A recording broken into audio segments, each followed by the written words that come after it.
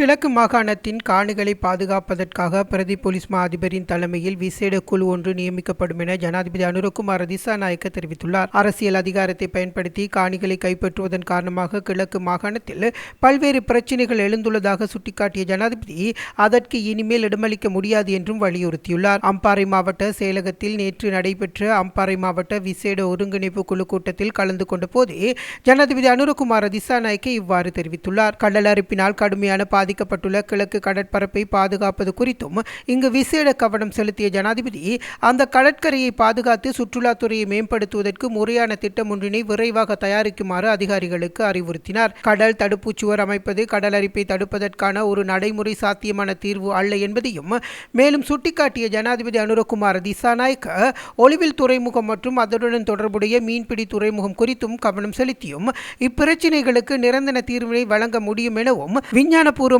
முறை ஒன்றை பற்றி விரைவான ஆய்வு ஒன்றினை மேற்கொள்ளுமாறும் அறிவுறுத்தினார்.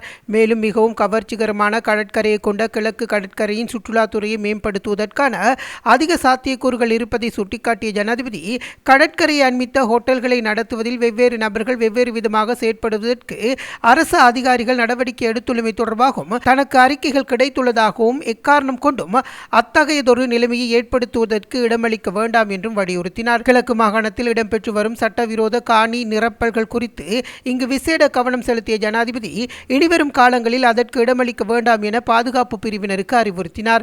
யுத்தம் முடிவடைந்து 16 வருடங்கள் கடந்துள்ள போதிலும் கிழக்கு மாகாணத்தில் இடம்பெயர்ந்த மக்களை மீள்குடியமர்த்துவதற்கு முறையான வேலை திட்டம் ஒன்றினை நடைமுறைப்படுத்தப்படாமை குறித்தும் இங்கு கவனம் செலுத்திய ஜனாதிபதி அது குறித்து உடனடியாக கவனம் செலுத்தி அவர்களை மீள்குடியேற்றுவதற்கு தேவையான திட்டங்களை தயாரிக்குமாறும் அறிவுறுத்தினார்.